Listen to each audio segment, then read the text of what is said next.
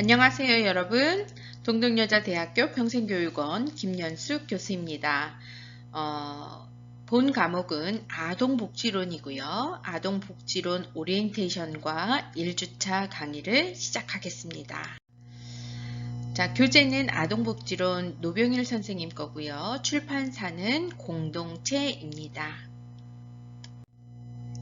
진행 방법은 1주차, 오늘 1주차, 그리고 2주차까지는 온라인 학습이고요.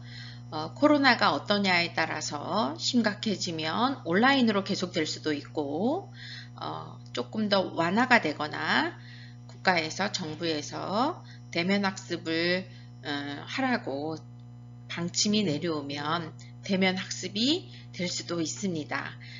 2주까지는 온라인 학습임을 기억해 주시고 대면 학습 때 여러분들을 너무 뵙고 싶습니다.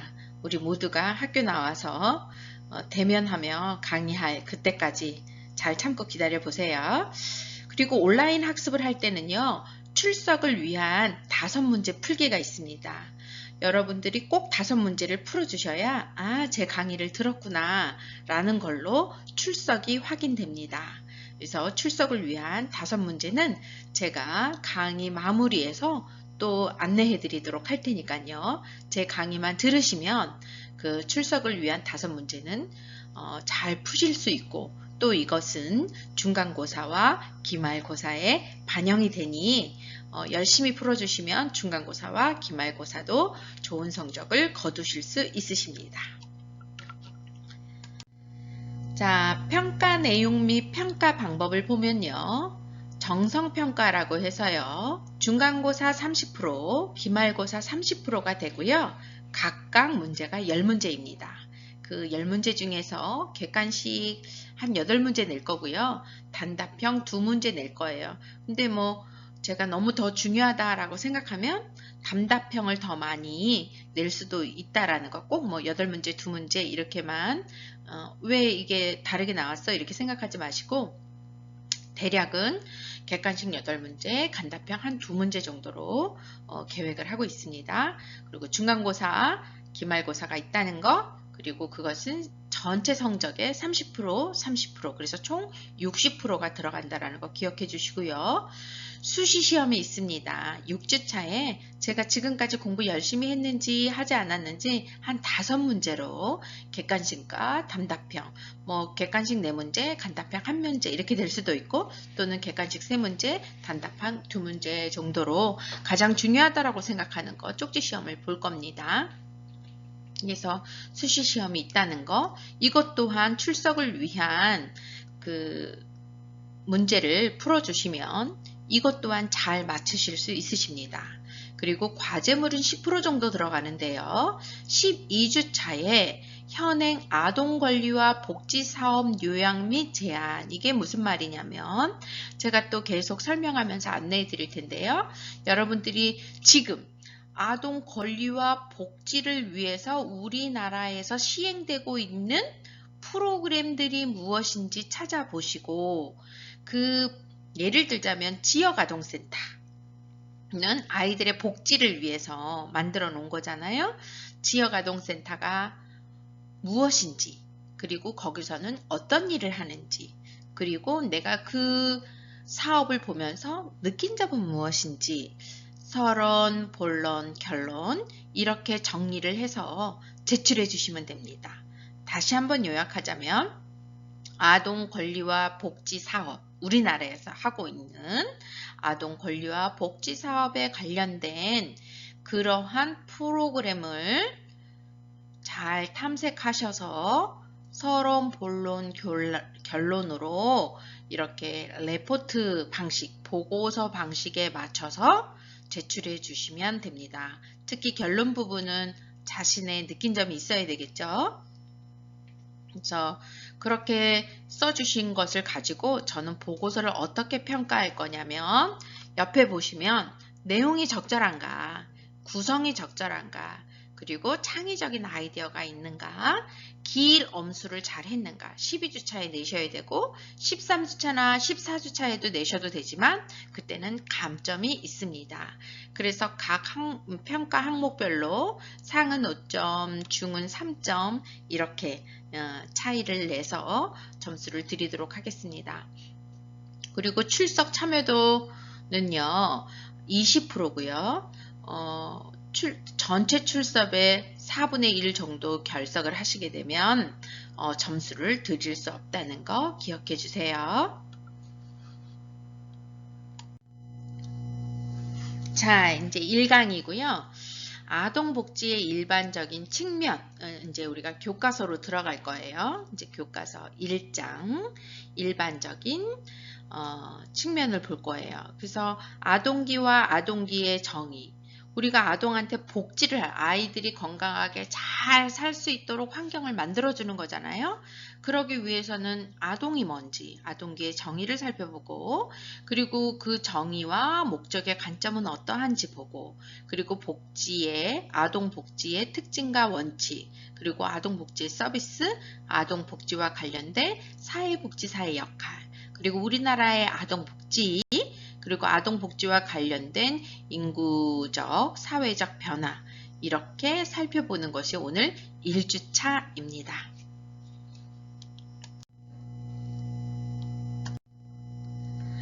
자, 1장 아동과 아동기의 정의 살펴볼게요. 첫 번째로 아동의 정의. 아동을 어떻게 정의하냐면 대부분 보편적으로는 나이, 연령에 따라서 그리고 성숙의 측면에서 정의하는 경우가 있는데요.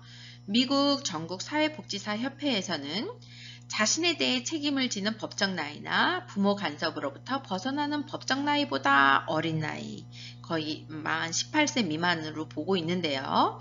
유엔에서는 아동 권리 협약에서 18세 미만의 모든 사람, 0세서부터 18세, 만 18세까지를 말하고요. 미국의 아동학대 예방치료법에서도 만 18세에 이르지 못한 사람, 그리고 우리나라의 아동법제법에서도 18세 미만의 사람을 뭐라고 한다? 아동이라고 한다. 그래서 정리하면 18세 미만의 사람을 아동이라고 한다.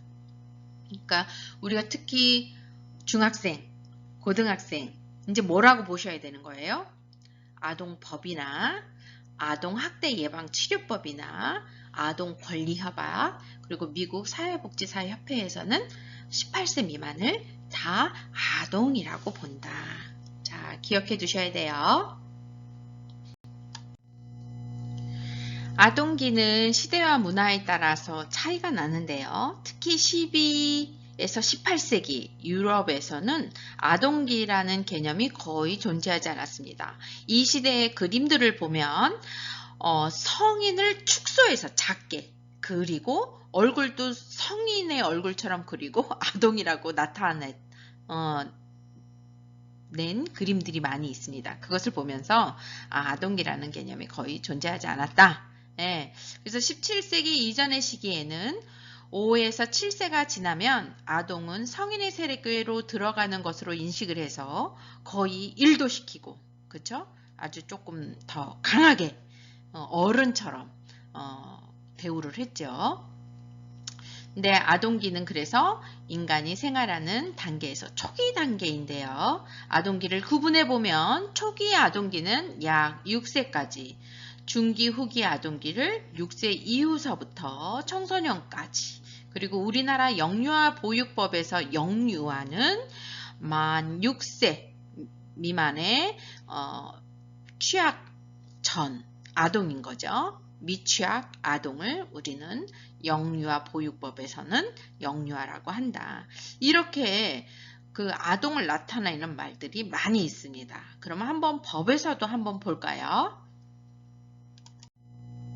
우리나라 법에 나타난 아동 관련 나이를 한번 볼게요. 아동복지법에서는 명칭을 아동이라고 하고 18세 미만 이렇게 구분됐고요. 입양특례법에 있어서는 아동이라는 명칭과 함께 18세 미만, 그리고 영유아 보육법에서는 영유아라고 명칭을 하고 6세 미만의 취약전 아동을 말하고요.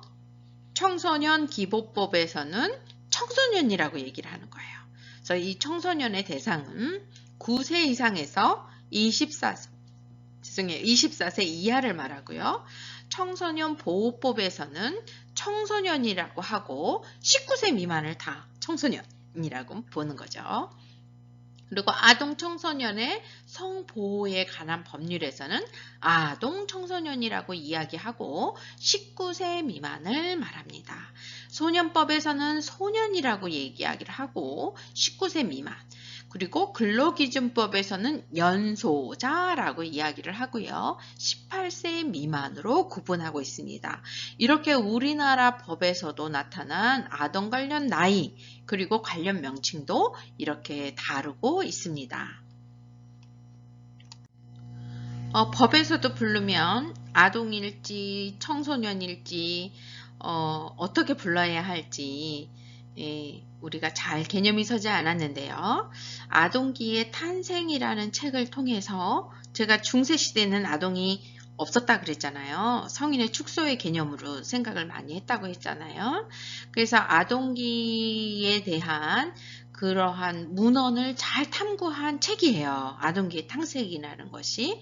그래서 여기에서 보면 약 12세기까지 중세 예술은 아동기에 무관심하거나 아니면 아동기를 묘사하려고 시도하지도 않았다라고 하면서 근거 자료를 되게 많이 제시를 해요. 그래서 한번 훅 살펴보셔도 그림만 보셔도 되게 도움이 될 거예요. 그림 자료를 아주 잘 찾아놓은 그런 책입니다. 그리고 또 하나 고대 그리스의 어린이들의 삶 해서요. 어린이의 삶의 모습이 지금의 아동과 어땠을까 비교하면서 보는 건데요. 여기서도 보면 어린이로 사는 건 너무 힘들어. 이런 제목으로 함께 고대 그리스의 어린이들은 어떠했는지 한번 볼 수 있어요. 자, 목차만 보더라도요. 아주 재미있게 잘 묘사가 되어 있는데요. 한번 살펴보시면 돼요. 고대 그리스에서는 아동을 이렇게 봤구나. 특히 스파르타 국가의 군인을 만들기 위한 거였죠. 국가에 헌신하는 그런 철인, 군인을 만들기 위해서 아동기서부터 훈련을 한 그런 모습이었죠. 그런 내용들, 고대 그리스에서는 어떻게 아동을 교육하고 양육했는가 이런 것들을 살펴볼 수 있는 책이었습니다. 자, 중세시대는 아동을 성인의 축소판으로 생각했다 그랬잖아요. 이것도 그림인데요. 어때요? 애기 얼굴이 아니죠. 애기 얼굴이 아니고 거의 성인의 얼굴을 작게만 그려놓은 그런 분위기잖아요. 이런 거와 같이 중세시대는 아동에 대한 개념이 없었던 것 같다라고 표현을 할 만큼 아동에 대한 생각이 그림에 잘 나타나지 않았다는 거 볼 수 있습니다. 자, 17세기 이전 5에서 7세가 지나면 아동은 성인의 세계로 들어가는 것으로 인식했다라고 하는데 이런 그림을 보면 알 수 있는 거죠. 어린이들이 어때요?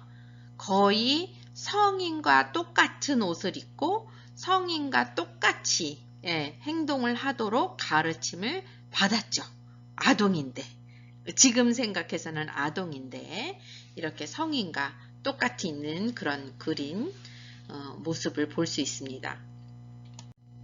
그래서 17세기 이후 루소, 코메니우스, 프레벨과 같은 교육 사상가의 영향으로 아동이 성인과 구분되는 독자적인 인격체로 인식되기 시작했고요. 현대에 이르러서야 아동이 독립적인 인격을 가진 권리의 주체로서 인식했다는 거. 지금도 우리가 아동에 대해서 제대로 생각하고 있는가?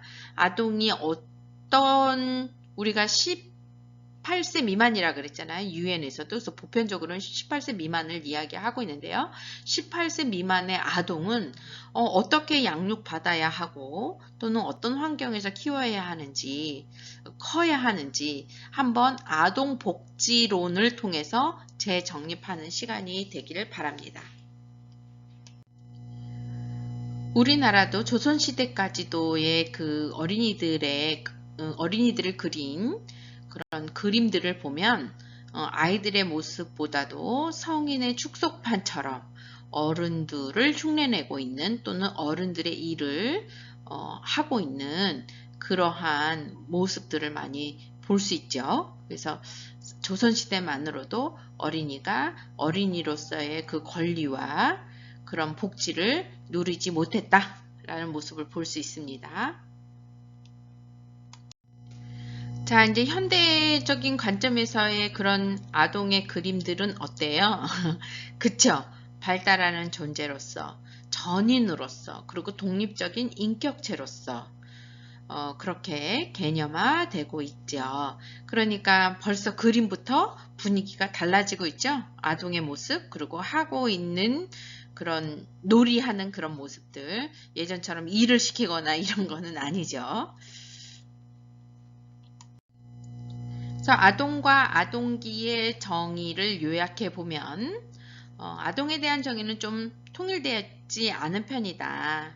그리고 일반적으로 18세 미만의 사람을 말하고 있죠.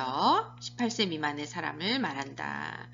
그리고 좀 우리나라 법체계에 있어서도 살펴보니까 일관성이 없는 편이었어요. 그리고 역사적, 문화적 상황이 달라지면 어땠어요? 아동에 대한 관점도 달라질 수 있다라는 거.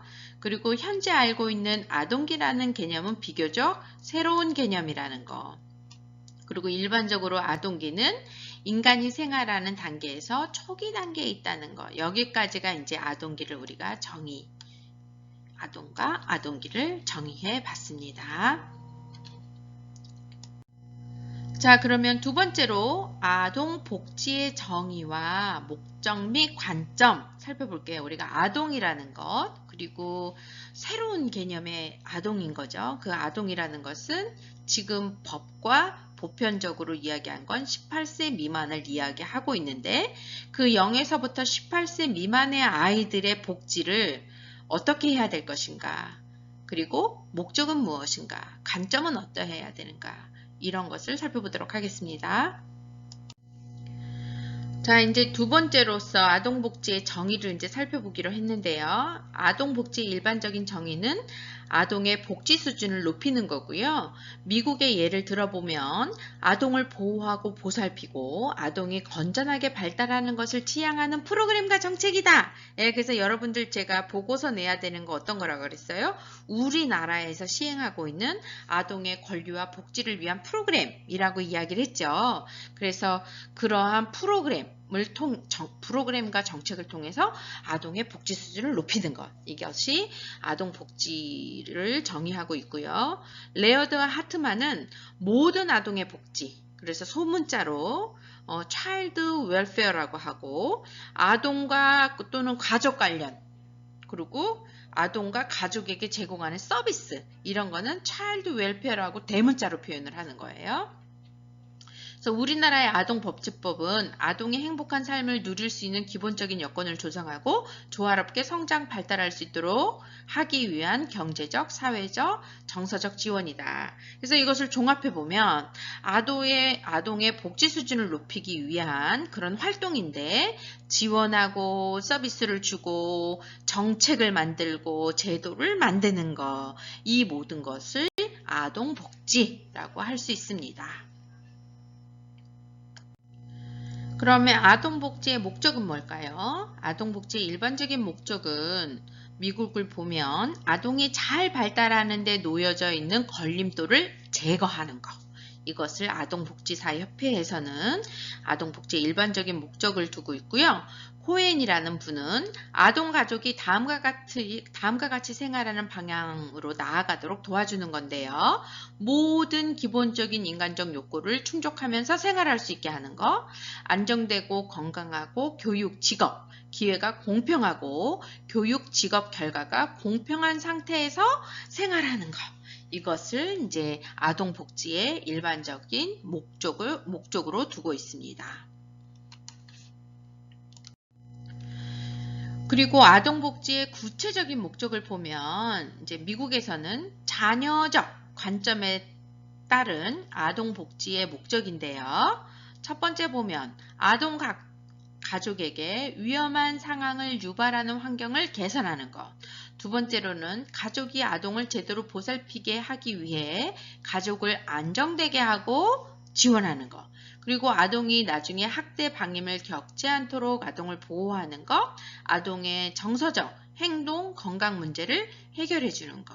그리고 필요시 입양, 후견인 제도를 통해 아동에게 영구한 가족을 제공하는 것. 그러니까 아동은 어떻게 해야 돼요? 건강한 가정에서 크는 것을 양육받고 교육받고 하는 것을 이제 목적으로 하는 거죠.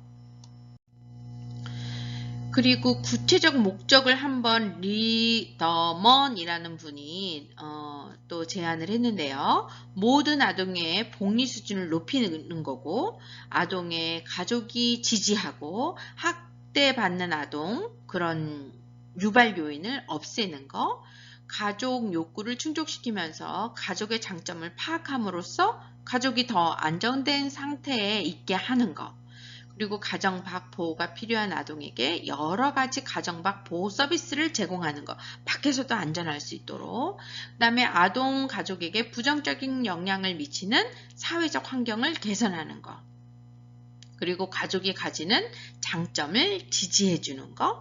아동의 안정, 복리를 위해 필요한 경우 개입하는 것. 그래서 우리나라도 아동 학대 예방 교육을 합니다. 특히 이 교육을 받고 계신 분은 사회복지사가 될 거나 또는 보육교사가 될 거잖아요. 근데 이런 분들은 아동 복지를 아동을 지키고 아동 학대를 예방할 책임을 갖고 있는 분들이에요. 그래서 여러분들이 어느 곳에서 특히 아동 관련 일을 하시게 되면 그런 교육을 꼭 받으셔야 되고 아동 학대를 예방할 의무가 있어요. 그래서 엄마가 길거리 지나가는데 엄마가 아동을 심하게 때리는 경우, 학대한다라고 보이는 경우 개입하셔서 이야기를 하셔야 되고 이게 너무 심하다 그러면 경찰에 신고하셔야 되고 아동 그런 권리 복지 그런 곳에 전화를 하셔서 학대 예방 그런 곳에 전화하셔서 저 아이가 학대받고 있는 것 같다라고 신고할 의무자가 되시는 거죠. 그래서 아동 복지의 구체적인 목적은 아동의 안정, 복리를 위해 필요한 경우 개입해야 된다는 것도 잊지 마셔야 됩니다. 그리고 아동복지의 관점은 사회복지에 대한 관점에서는 자녀적 관점 그리고 제도적 관점이 있는데요. 자녀적 관점이라는 것은 가족, 시장이 제 역할을 하지 못할 때에만 사회복지사가 관여해야 된다라는 것이 자녀적 관점이고요. 제도적 관점은 사회복지 서비스는 현대사회에서 정상적으로 필요한 거다. 그러니까 이런 것들이 있죠. 왜 다 급식을 주냐 차등 급식을 주게끔 해서 정말 필요한 아이들 영세민 그리고 부모가 편부모이거나 어려움을 겪는 그런 아이들한테만 주면 되지 왜 다 무료 급식을 하느냐 이런 것도 한 이슈로 볼 수 있죠. 제도적 관점 보느냐 자녀적 관점으로 보느냐에 따라서 달라지죠. 그러니까 가족의 기능을 하는 데는 왜 무료급식을 해. 무료급식 하지 말고 그들은 돈을 내게 하고 돈을 내지 못하는 그런 환경에 있는 사람만 주지. 근데 아니야. 아동은 제도적으로 다 보살핌을 해야 돼. 이건 당연히 필요한 거야. 잘 살건 못 살건 아동을 아동에게는 이러한 권리를 누릴 수 있어야 돼. 나라가 해줘야 돼. 라는 관점. 이게 이제 자녀적 관점으로 보느냐, 제도적 관점으로 보느냐에 따라서 달라지겠죠. 아동의 관점도. 그래서 아동복지의 영역의 적용을 보면 자녀적 관점에 따른 아동복지는 취약한 아동, 그리고 가족에게 복지 서비스를 제공하는데 이제 주 목적이 있고요. 그래서 아동복지를 좁은 의미에서 보고 보호가 필요한 아동에게만 관심이 있는 거죠. 근데 제도적 관점에 따른 아동복지는 일반 가족에게는 공통적인 욕구가 많고 여러 시기에 도움이 필요하다고 보기 때문에 이제 넓은 의미에서의 아동복지를 보고 일반 아동과 가족에게도 관심을 주는 거죠. 그래서 오늘날 아동복지는 제도적 관점을 취하는 방향으로 나아가고 있다. 아동이라고 하면, 아이가 태어나면 이러한 것은 법적으로, 제도적으로 만들어서 누릴 수 있도록 만들어야 된다. 뭐 가난하거나 부유하게 태어났거나 나라가 지원해야 된다라는 관점인 거죠. 자, 이제 요약해보면 아동복지와 정의와 목적 및 관점을 요약하면요. 아동복지는 여러 영역에서 아동의 복리 수준을 높이기 위한 활동, 지원, 서비스, 정책, 제도이다. 그리고 아동복지에서는 다양한 일반적인 목적과 구체적인 목적을 추구하죠. 그리고 자녀적 관점에 따른 아동복지에서는 아동복지를 좁게 보고 보호가 필요한 아동에게 주로 관심을 갖는다면 제도적 관점에 따른 아동복지는 아동복지를 넓게 보고 일반 아동과 가족에게도 관심을 갖는다. 까지가 이제 아동복지의 정의와 목적 및 관점이었습니다. 그리고 세 번째로 아동복지의 특징과 원칙을 살펴보겠습니다. 이제 세 번째로 아동복지의 특징과 원칙을 살펴볼 텐데요. 아동복지의 특징, 첫 번째는 예방성과 비용 효과성이다. 어릴수록 비용을 투과할수록 더 빨리 적은 비용으로 아주 큰 확대를 볼 수 있고 이 아이가 중학생일 때, 고등학생일 때 또는 청년일 때 개입할수록 돈도 많이 들고 효과도 많이 없다는 거죠. 그러니까 조기 개입해서 예방을 우선으로 하는 것. 그래서 예방성, 비용 효과성. 그래서 조기 개입 프로그램, 이득 부분이 실시 비용보다 더 많은 것으로 밝혀진 거죠. 조기에 더 어린 개월 수에 투입될수록 돈도 작게 들고 그 효과도 더 크다. 중학교 때 들어간 것보다는 초등학교 들어갈 때보다는 복지를 주는 것보다는 영유아 시기에 복지를 주게 되면 그 효과는 더 크다. 그렇게 이해하시면 되는 거예요. 예방성과 비용 효과성. 그러니까 보육교사는 잘 될 수밖에 없어. 복지의 관점에서도. 그리고 보육교사는 본인이 좀 실력이 있다면 국가가 어느 적정 수준의 월급도 줘야 되고 그러니까 거의 준공무원 수준에 저는 왔다라고 봐요. 그래서 더더욱 보육교사 되기가 힘드실 거예요. 예, 월급도 많이 줄 거고 처우도 되게 개선이 되게 많이 될 거기 때문에 예전에 보육교사 하면 그냥 아이 봐주는 사람 정도로 생각했었을 시대도 있었습니다. 그게 한 20년? 한 10년 전만 해도요. 보육교사와 유치원교사의 차이가 많았어요. 그러나 지금은 어린이집에서 특히 국공립 어린이집에서 교사 공고 채용을 내잖아요. 유아교육과 유치원에 있는 오래된 경력 선생님들도 지원하는 경우가 많아요. 왜냐하면 민간 어린이 유치원인 경우에는 월급이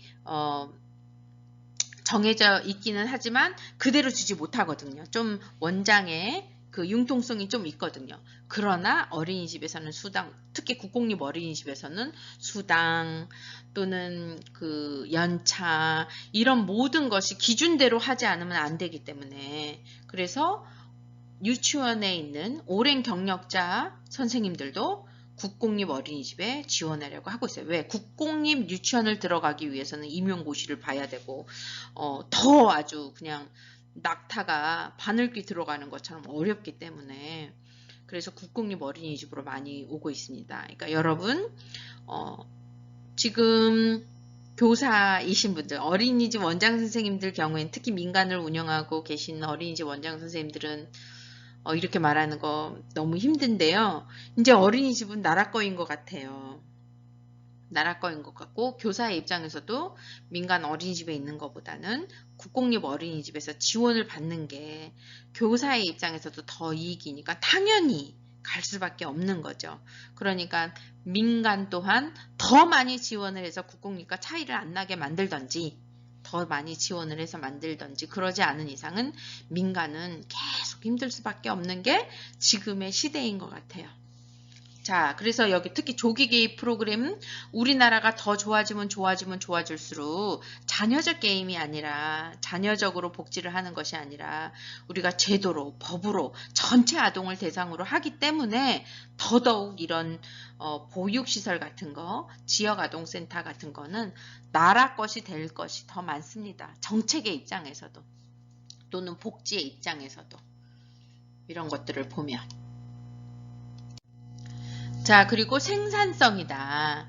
아동에게 투자할 경우 아동이 나중에 성인이 되었을 때 경제적으로 더 생산적인 인물이 된다.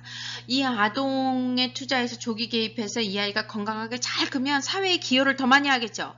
그런데 이 아이가 잘 못 컸어. 그러면 범죄자가 되거나 또는 자기가 갖고 있는 것을 잘 발현하지 못할 때 덜 생산적이겠죠. 그걸 말하는 거죠. 생산성이다. 그래서 미국의 후보 대통령은 아동은 가장 귀한 자원이다. 그래서 아동기에 많이 투자를 해서 건강하게 잘 크도록 하는 것이 나라를 부강하게 만드는 것이다. 라는 거죠. 그리고 미클라이트와 스튜어트는 아동 발달 보고서를 통해서 미래를 파악할 수 있는 기능이다. 우리 아이들이 건강하게 잘 큰다면 미래가 어때요? 밝은 거죠. 우리 아이가 지금 고통받고 힘들다면 미래가 밝지 않죠. 청소년들을 보면서 우리는 미래를 보잖아요. 그래서 헬조선이라는 이유는 우리 청소년들이 미래가 없다라고 느끼기 때문에 그러니까 나라에서 청소년 지원금을 주는 거, 청년 장려금을 주는 거 이런 것들이 이 아이들이 미래가 달려져 있으니까 그러니까 청소년에서 또는 영유아기에 지금 얼마나 다른 데의 예산들은 줄여가지만 특히 영유아 청소년 이런 지원은 계속 늘어나고 있잖아요. 그런 것들을 보는 거죠. 이렇게 정책적으로도 생산성 때문에. 그리고 크로슨타운은 모든 아동은 우리들의 미래다. 같은 말인 거죠.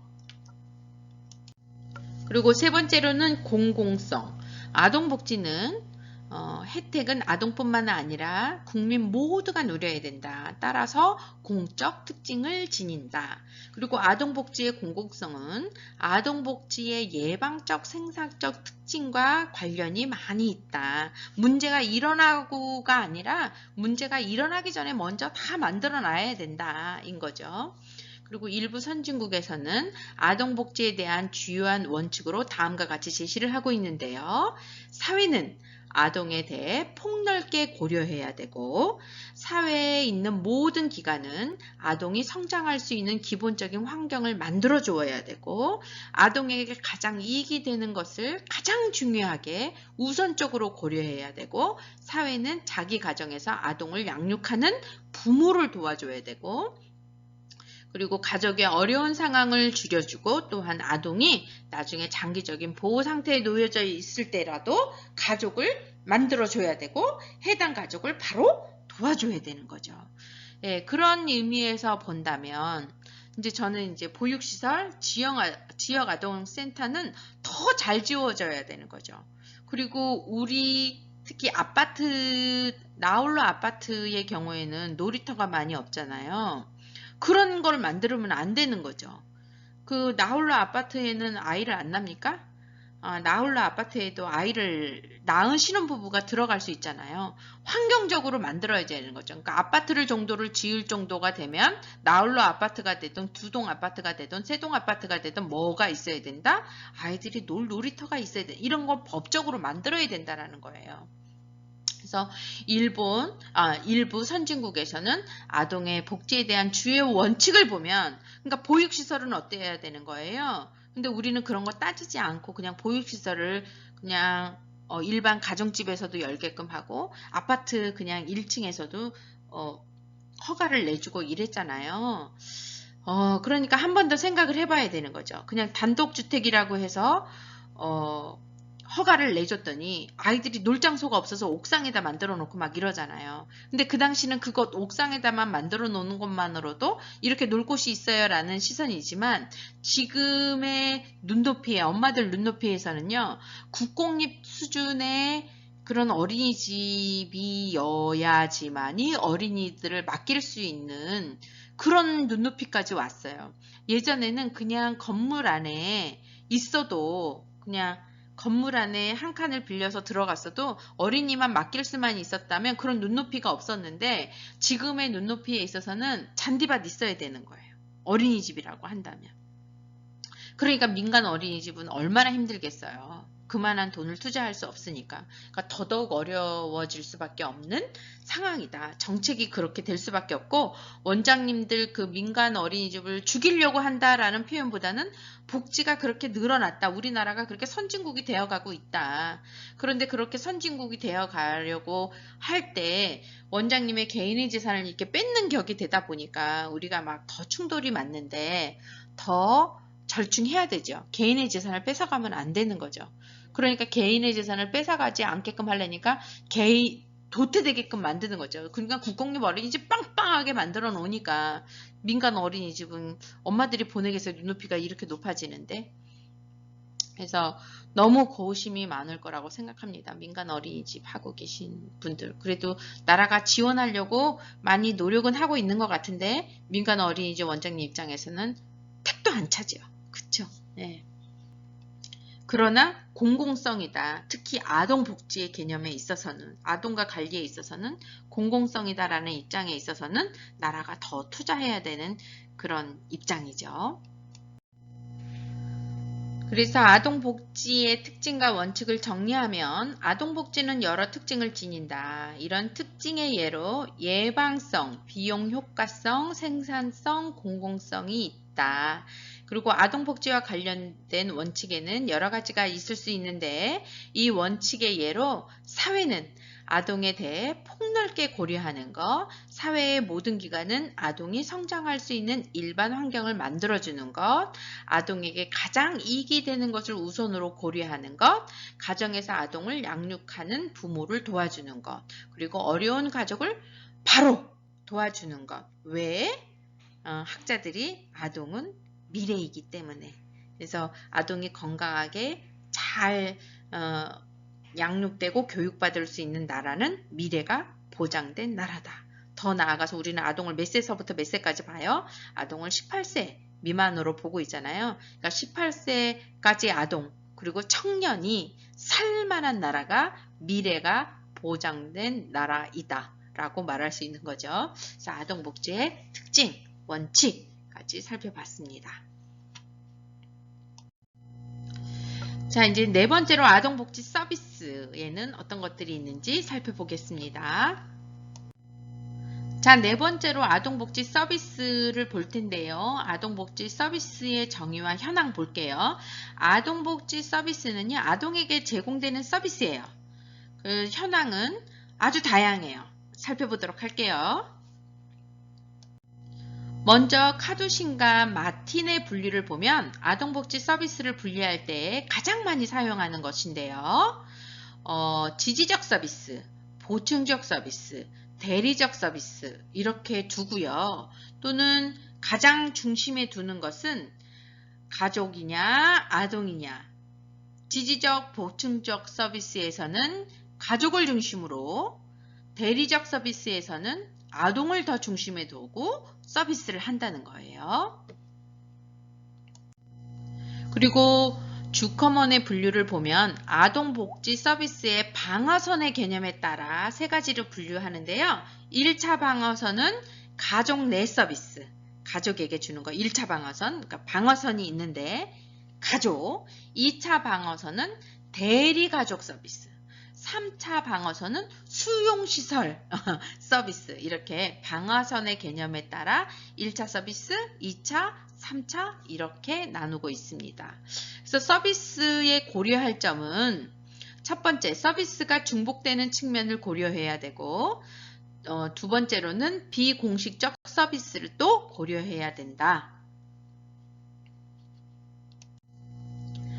자, 먼저 첫 번째 지지적 서비스는 가정 내에 아동에게 제공하는 서비스라 그랬죠? 1차 방어선인 거죠.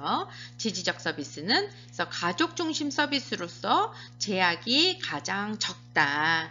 그리고 주요한 특징으로는 심리적으로 도움을 주는 거고, 근본적인 목적은 가족이 불안정해지는 것을 예방하는 데 목적을 둡니다. 그래서 지지적 서비스의 예를 보면 가정봉사원 서비스. 그래서 전문봉사가 아동이 있는 가정을 방문해서요. 요리도 해주고 아동을 돌보기도 해주고 기타 활동을 하면서 아동과 시간을 보내는 서비스를 해주는 거고, 공공부조와 기타 현금 원조와 현물 원조가 있는데요. 공공부조는 국가가 생활이 어려운 사람이나 가족에게 원조를 제공하는 것, 현금 원조는 현금을 제공해 도와주는 것, 현물 원조는 물품, 이런 것들을 제공해 도와주는 것을 말합니다. 그리고 세 번째로는 어려운 상황의 아동 가족에게 제공하는 사회 서비스를 말하고요. 네 번째로서는 양육 기법을 가르치는 것, 이런 것이 지지적 서비스의 예로 들 수 있습니다.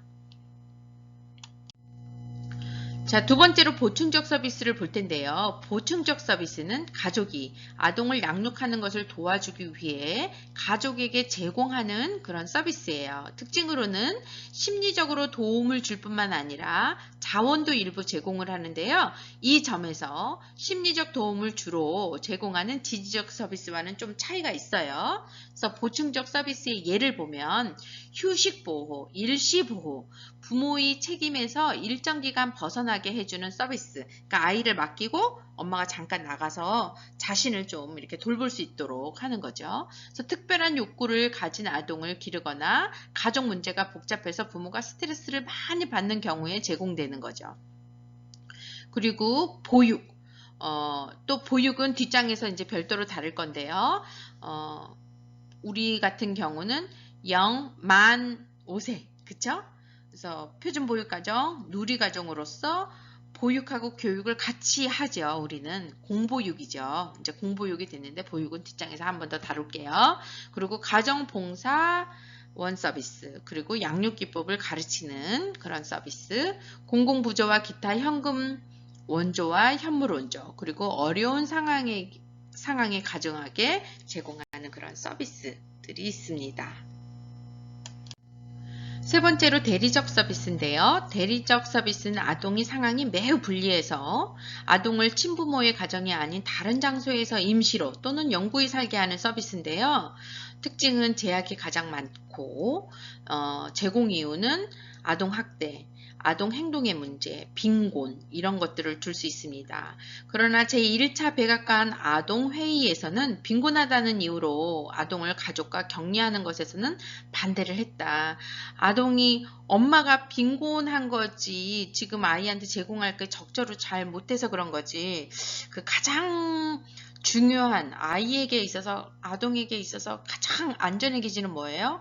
엄마죠. 그러니까 빈곤한 삶을 유지하도록 현물을 주든지 그 아동을 키울 수 있는 그런 빈곤만큼은 빈곤해서 아동을 못 키우지 그렇게 먹을 걸 못 주고 이래서는 안 된다라는 거죠. 그러니까 더 많이 서비스를 해서 가정을 지키게끔 해줘야 되는 거죠. 그래서 대리적 서비스에는 시설보호아동, 아동을 생활시설에서 보호하는 것, 그리고 가정위탁은 아동이 다른 사람의 가족과 함께 사는 것, 입양은 아동에게 새롭고 영구적인 가족을 제공하는 것, 그래서 평생계획은 보살핌이 필요한 아동을 장기적으로 계속해서 보호하고 체계적으로 노력하는 것이 이제 평생계획입니다. 이때에는 장기가정위탁이나 입양을 통해서 평생계획을 실시하는 경우가 많습니다. 그래서 아동복지 서비스를 요약하면요. 아동복지 서비스는 아동에게 제공되는 서비스다. 그리고 카두신과 마티는 아동복지 서비스를 지지적 서비스, 보충적 서비스, 대리적 서비스로 분류하는데 아동복지 서비스를 이런 식으로 구분하는 경우가 이제 많이 있다는 거. 그리고 주커버는 아동복지 서비스를 제1차 방어선, 그래서 가정 내 서비스, 제2차 방어선은 대리가정 서비스, 제3차 방어선으로서는 수용시설 서비스로 이제 분류를 했다는 거. 그래서 지지적 서비스는 가정 내에서 아동에게 제공되는 서비스로서 서비스의 목적은 가족이 불안정해지는 것을 예방하는 데 있고요. 보충적 서비스는 가족이 아동을 양육하는 것을 도와주기 위해 아동과 가족에게 제공되는 서비스예요. 그래서 보충적 서비스에서는 심리적 도움뿐만이 아니라 자원도 일부 제공한다는 것. 그리고 대리적 서비스는 아동의 상황이 매우 불리해서 아동을 친부모의 집이 아닌 장소에서 임시로 또는 영구히 살게 하는 서비스인데 특히 빈곤으로 부모와 이렇게 떨어지게 하는 것은 바람직하지 않은 거다. 그런 부분들에 있어서는 좀 더 현물을 주고 또는 아동과 부모가 살 수 있는 환경을 최소한대로 만들어주는 것이 더 바람직하다라는 걸 우리가 살펴보았습니다.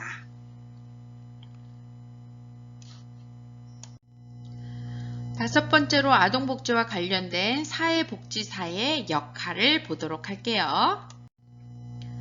자, 사회복지사. 어떤 서비스가 가족에게 가장 적절한지를 결정하기 위해 아동의 가족 상황을 자세히 평가하는 역할을 하는 거죠. 그래서 사회복지사가 가장 적절한 서비스를 결정할 경우 사회복지사는 해당 아동과 가족에게 개입하는 방법을 정하는 역할도 할 수 있습니다. 가정 내에서 할 건지 가정 밖에서 할 건지 또는 완전 대리 양육을 할 건지 시설 양육을 할 건지 그 가정의 문제, 아동이 건강하게 잘 크지 못하는 가장 큰 이유들을 찾아서 어떻게 하면 적절한 서비스를 제공할 것인가 평가도 하고 어디로 보낼 것인가 방법을 정하는 역할도 할 수 있다. 그래서 이 외에 사회복지사가 하는 역할은 아동과 가족에게 서비스를 직간접적으로 제공할 수 있고요. 아동이 학대를 겪을 경우 아동에게 더 쉽게 개입하도록 도와줄 수 있고요. 아동복지와 관련해 경험이 많은 사회복지사는 슈퍼바이저로 활동을 해서 지금 막 사회복지사가 되려고 하는 우리 예비생들을 이제 실습시키죠. 그리고 더 높은 자리로 승진할 경우 사회복지사는 아동복지기관의 프로그램 부서를 관리하거나 아동복지기관의 전체를 관리할 수도 있고 기타로서 지역사회 집단의 활동을 도와주는데 제도나 법, 관례 개선을 할 때 도움을 줄 수도 있고 조사 활동을 하기도 하죠. 그리고 사회복지사가 하는 또 역할로서 서비스의 형태나 근무 기간에 따라서 아주 차이가 많다. 라는 거. 그러니까 사회복지사는 만물 박사야.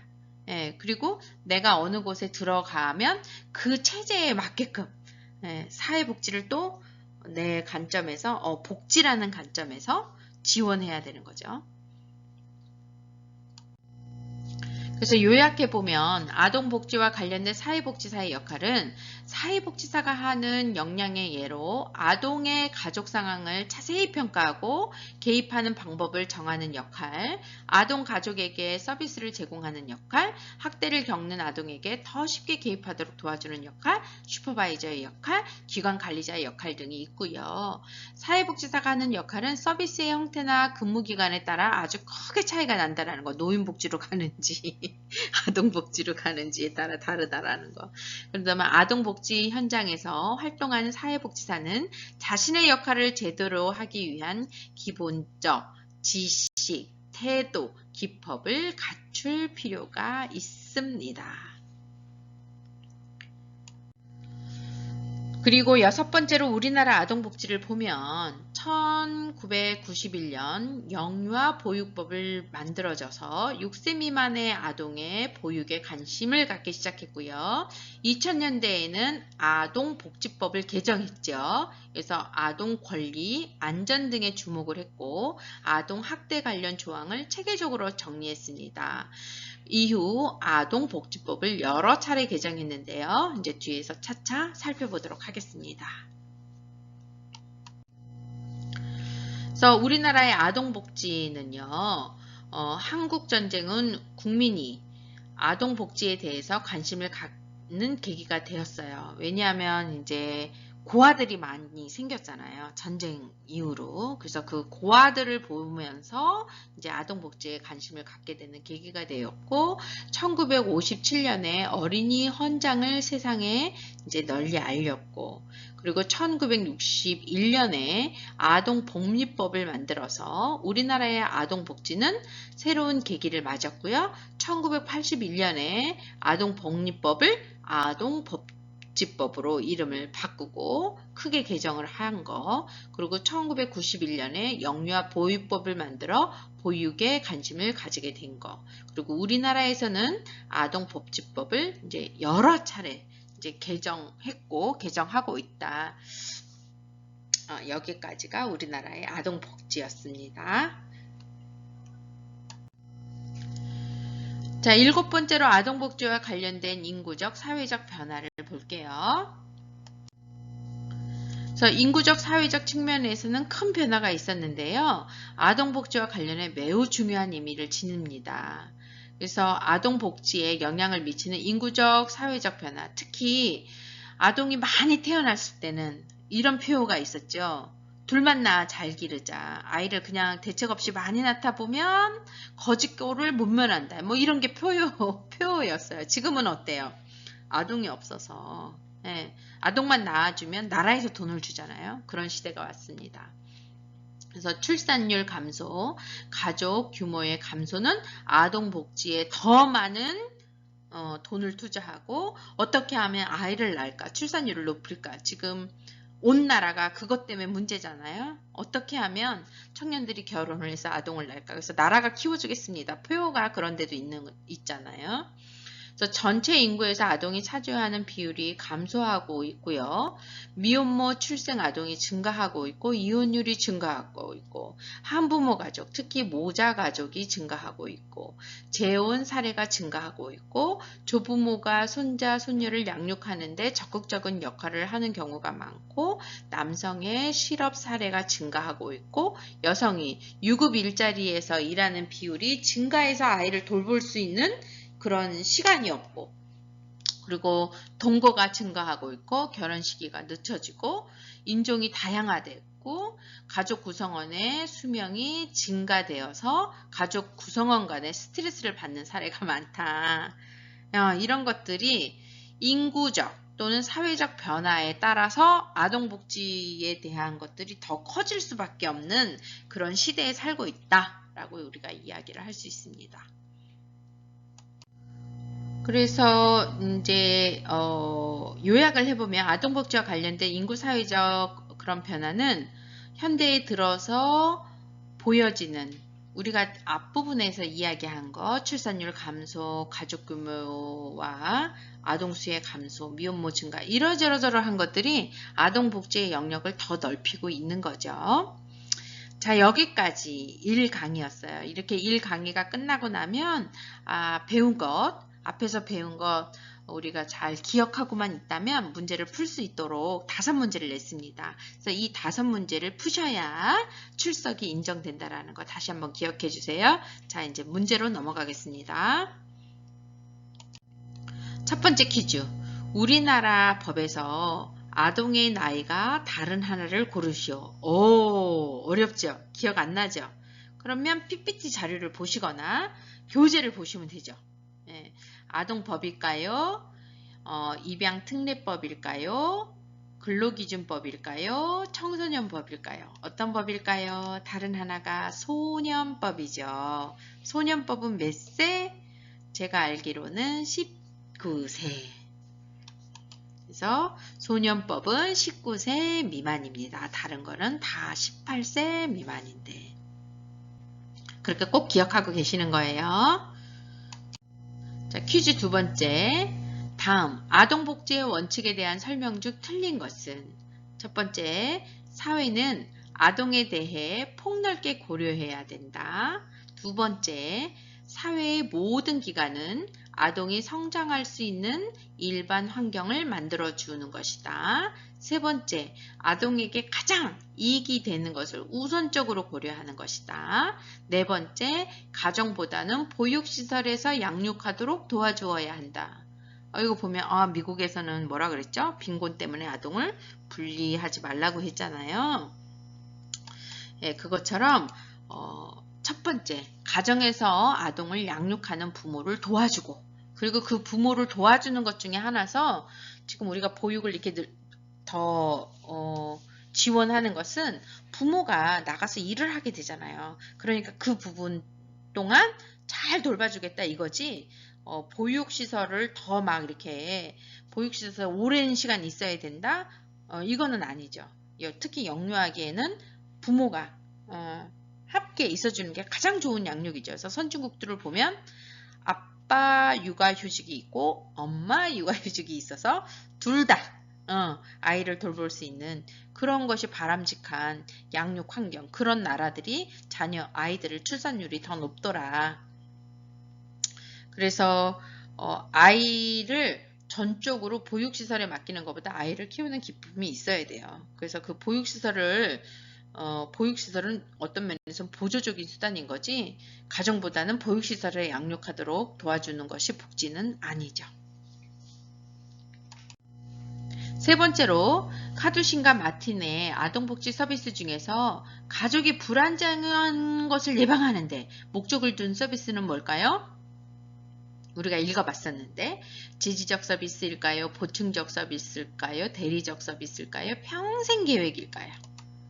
따란! 지지적 서비스죠. 지지적 서비스는 가정 내에서 아동에게 제공하는 서비스로 가족이 불안정해지는 것을 예방하는 데 주 목적이 있지요. 그 다음에 네 번째, 사회복지사가 하는 역할에 대한 설명으로 틀린 것은 사회복지사의 역할은 서비스의 형태나 근무 기간에 따라서 차이가 없다? 없을까요?